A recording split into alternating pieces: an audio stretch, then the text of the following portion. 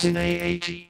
American Graffiti, la suite. More American Graffiti. Siste nyt fra kliken. Juhlat ovat ohi. American Graffiti 2. American Graffiti. Новые американские граффити. Festen är över. Est une comédie dramatique américaine sortie le 3 août 1979 aux États-Unis et le 6 février 1980 en France. Réalisée par Bill Norton avec un scénario co-scénarisé avec George Lucas et Gloria Katz. Avec Candy Clark, Bo Hopkins, Ron Howard, Mackenzie Phillips, Cindy Williams et Anna Bjorn. Le film raconte 4 histoires parallèles en montage alterné avec un an d'écart et dans des formats cinématographiques différents. La première, celle de Milner, pilote de course débutant le 31 décembre 1964 et tourné dans le style exploitation des années 1950. Le deuxième récit, celui de Terry, soldat au Vietnam le 31 décembre 1965, est filmé en 16 mm. La troisième histoire est celle de Debbie et Lance débutant le 31 décembre 1966, tournée en split screen. Et enfin celle de Steve et Laurie qui débute le 31 décembre 1967 et qui rappelle les films de Hollywood des années 1970. J'ai remonté le film chronologiquement et récit par récit et vais vous les résumer. 31 décembre 1964, Milner s'apprête à faire une course, mais la perd. Notre champion de la piste resté invaincu en 1964, John Milner.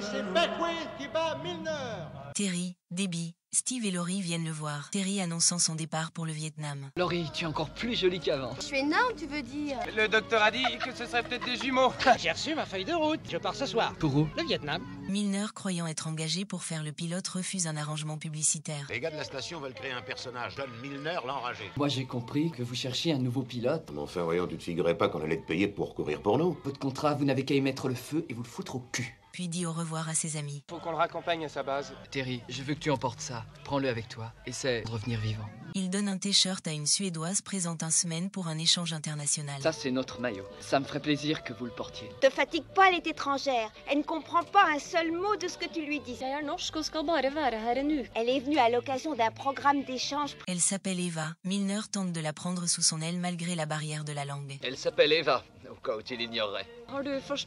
Puisque vous le dites, ce que je voudrais bien savoir, c'est comment les Esquimaux font l'amour. Il l'invite à boire une bière, tente un rapprochement, mais la fait fuir. Oui, ok. Vous savez que vous êtes vraiment très jolie. Ce genre de conversation ne nous conduira nulle part, alors je crois que le mieux serait d'essayer de se comprendre autrement. Ok? Le contact direct en quelque sorte, en partant du commencement.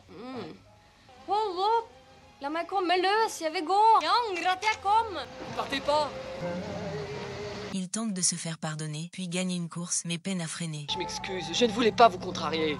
Forgive me. Vous comprenez? Forgive me. John, dépêche-toi, on t'attend. La victoire est remportée par John Milner. Oh! Aidé de son adversaire, il booste son véhicule. Ta chiotte est du tonnerre. Alors on combine les deux, on prend la partie avant de ma voiture et on la monte sur la tienne. On va les battre, John. Toi et moi ensemble, d'accord? Ah, merci, Roger. À nous deux, on tient le bon bout. Résultat, il l'emporte haut la main. John Milner a remporté la finale. Il a droit à baiser lui aussi. Cette victoire est un peu la sienne. Ensuite, il cherche quelqu'un pour parler à Eva, lui demander sa main et l'inviter à sortir. Tu parles norvégien? Du er vakker, du er en svensk flicka. Nei, de har misforstått. Jeg er fra Norge. Han tror jeg er svensk. Elle est norvégienne. Dis-lui que je l'aime. Dis-lui que je veux l'épouser. Dis-lui que je veux sortir avec elle. Demande-lui si elle veut venir au match de foot au Rose Bowl demain. Ja, det vil jeg gjerne. Elle te trouve très séduisant et très gentil. Elle veut te donner le baiser de la victoire. Allez, viens maintenant, Eva. Il faut qu'on y aille. Dépêche-toi. Ensuite, il rentre chez lui et on apprend qu'il est tué sur la route par un conducteur ivre. 31 décembre 1965, au Vietnam, et prévoyant d'épouser Debbie, Terry essaye d'être réformé en se blessant lui-même, mais l'arme s'enraye et il tire en direction de son propre camp, qui réplique. T'inquiète pas, j'en ai pas pour longtemps, ma grande. Enrayé. Rien ne marche jamais.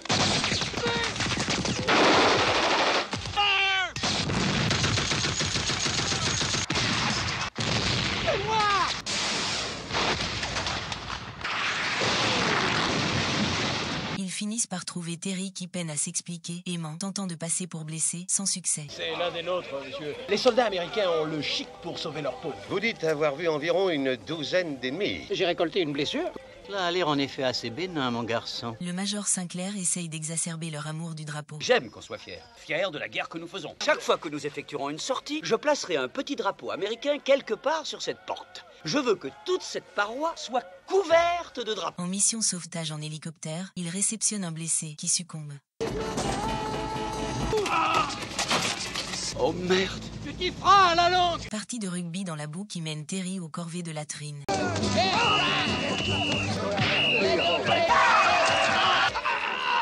On veut nous faire descendre dans cette guerre de merde. Je veux foutre le camp. Et vous avez tenté de vous tirer dessus. Que diriez-vous d'une corvée de latrines? Exécution! Les matières fécales seront transportées à un minimum de 50 mètres du mess et de la zone habitée. Du fuel sera répandu sur les dites matières et le feu y sera mis. Faites un corvée, sinon je fais mon rapport au major. Terry pense à Milner qui est mort il y a un an. Un copain à moi a été tué il y a 1 an aujourd'hui. John Milner, tu l'as connu, le meilleur pilote de course de la vallée. Leur hélicoptère est attaqué et ils perdent le contrôle, mais le major refuse de venir les sauver, les obligeant à se déplacer sous les tirs. J'arrive plus à contrôler! Faut nous sortir de là très vite! On va lancer un tir d'artillerie dans votre secteur! On n'a pas de temps à perdre! Sortez-nous de là avant que les fillettes arrivent! Si vous hésitez à venir nous chercher, c'est parce que vous avez trop la trouille! Vous allez vous retrouver en cours martial! Magne-toi, nom de Dieu! Il nous tire dessus! Toujours! Allez, Fields, allez-vous! Terry veut se tirer. Il ne supporte plus son supérieur. J'ai eu peur, tu sais. Félicitations, c'est normal. Je te jure qu'il faut que je me tire. Cette guerre ne me concerne en rien. Un officier n'est que le reflet des hommes qu'il a sous ses ordres.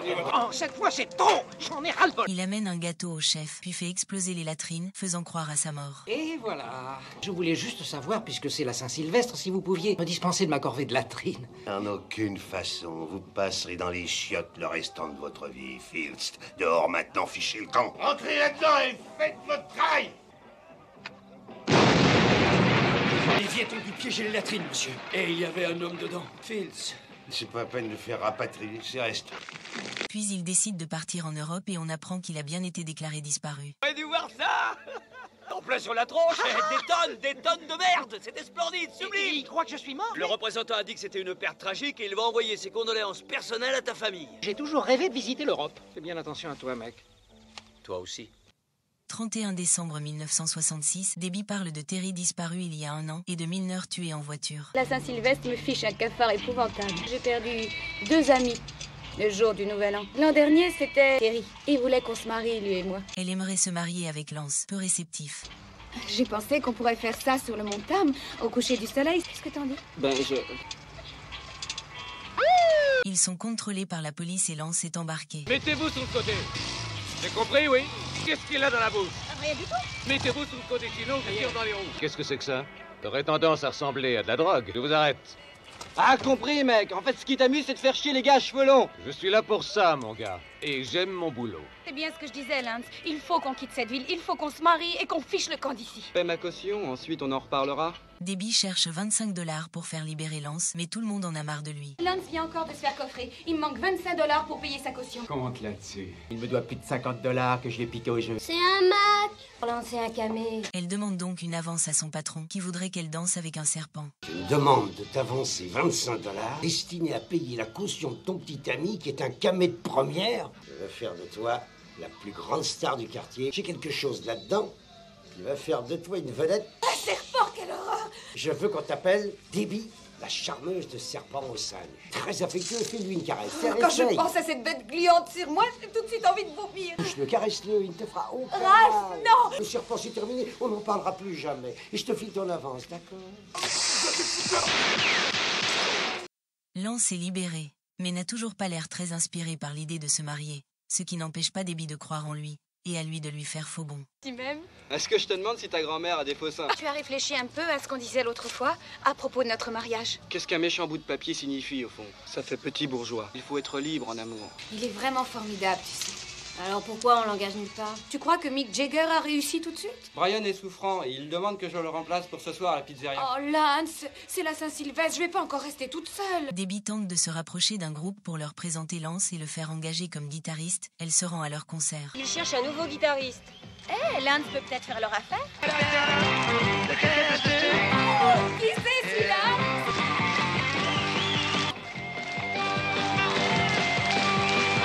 de suite adopté par le groupe qui l'emmène avec eux à un autre concert. Je suis Newt. Je peux t'aider? J'ai besoin de voir Félix. C'est celui-là là-bas. Je m'appelle Debbie et je suis une amie de Fleur de Lune. Je voulais te parler d'un grand ami à moi qui joue très bien de la guitare, Lance Harris. Jamais entendu parler, encore un genou. Je suis pas un genou, moi. Attendez. On se dit, on a une soirée à faire à Auckland. Hé, fous pas en l'air l'arbre de Noël, il sert plus à rien. Bobby, fais-moi plaisir, évite les boîtes à ordures. Elle réussit à faire diversion avec la police. Regardez, la police. Ils sont armés. Leur voiture est une vieille Chevrolet bleue. Ils sont partis par là. Ils nous ont tiré dessus. Ça a marché. C'est génial, je t'adore. Dans la salle de concert, Debbie se fait intégrer au groupe et a du succès. Salut, tu veux danser? Non, merci. Pourquoi? Rien, j'ai pas envie de danser, c'est tout. C'est pas une raison suffisante? Elle fait partie de l'orchestre. T'as l'air d'une cloche. Allez, bois une bière. Viens vite, Debbie. À tout à l'heure, amigo. Tiens, tu vas jouer de ça. Tu te défends bien, dis donc, pour une débutante. Une fille formidable. Elle aperçoit Lance avec une autre fille et se défoule sur lui, déclenchant une bagarre générale. Debbie.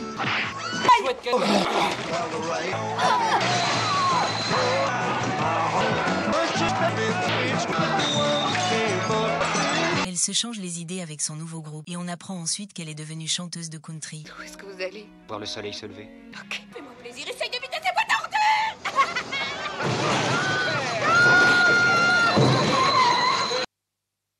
31 décembre 1967, Steve et Laurie se disputent. Laurie voudrait bien travailler 3 heures par jour et pas lui. Nom de Dieu, mais tu dérailles ou quoi? Jamais je ne tolérerai ça, je ne veux pas que mes enfants soient élevés par des babysitters. Il ne s'agit que de 3 heures par jour dans une garderie. Non, Steve, non, en plus, non, ça non. leur fera bien énorme. La meilleure chose pour un enfant, c'est sa mère.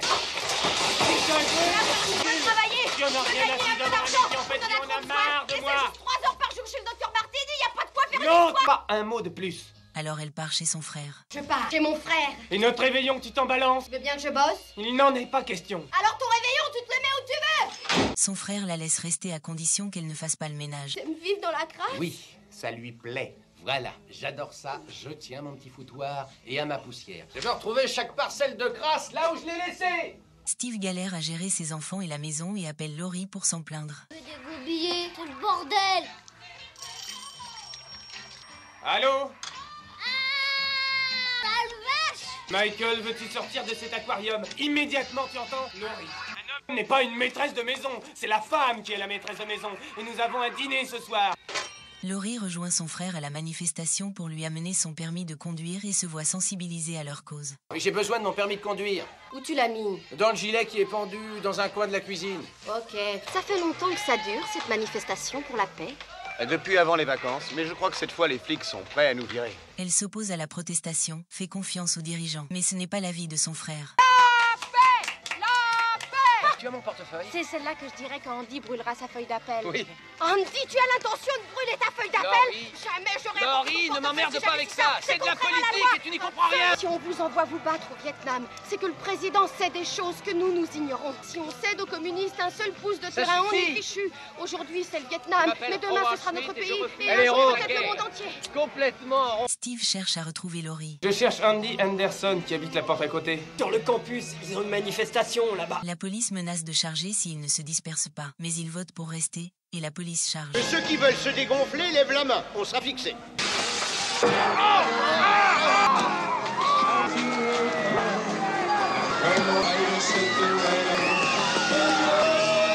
Bloqué par des chaînes aux portes, il tente de repousser la police avec une lance à incendie et fuit par la fenêtre.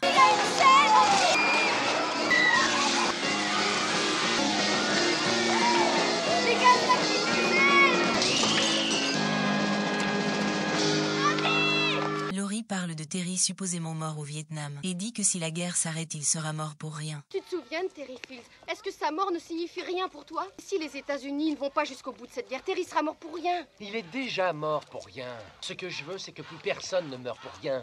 Jamais. La question est là, pas ailleurs. Une nouvelle charge policière s'approche. Il tente de se réfugier. Venez, venez!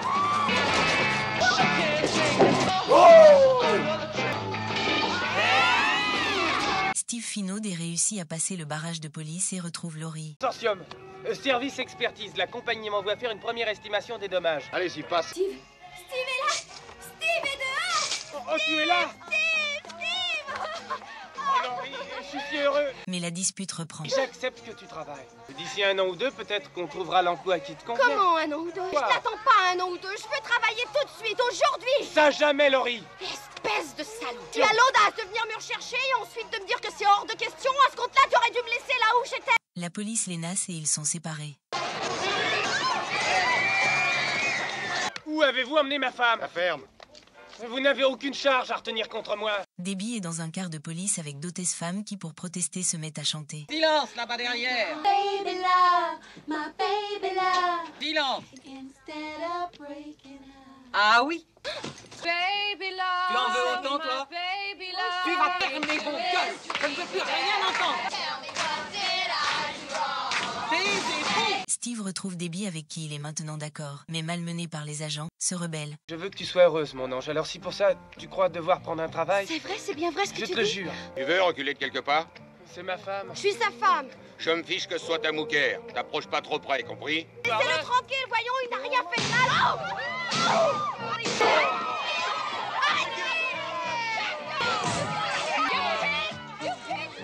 Un retournement général s'opère et ils partent avec le car. Qu'est-ce qu'ils font? Le car! Ils se tirent avec le car les fumières! C'est le nouvel an 1968. Ils s'embrassent, puis on apprend que Laurie est devenue gérante d'une association de consommateurs. Oh, dis donc, j'avais presque oublié quel jour on est. 3, 2, 1. Bonne année! Un film à sketches emboîtés. La séquence du Vietnam a été tournée au-dessus des forêts californiennes près de Stockton par George Lucas, prévu initialement pour réaliser Apocalypse Now. Le réalisateur et scénariste du film, Bill Norton, pensait qu'une intrigue divisée en 4 intrigues serait compliquée à suivre. Il se pliera finalement aux volontés de George Lucas. Ce dernier avouera plus tard que Bill Norton avait raison et sera très critique avec le film. Côté bande originale The Zombie avec le titre She's Not There. Well, no one told me about her, the way she lied. Well, no one told me about her, how many people cried. À la prochaine pour un autre film.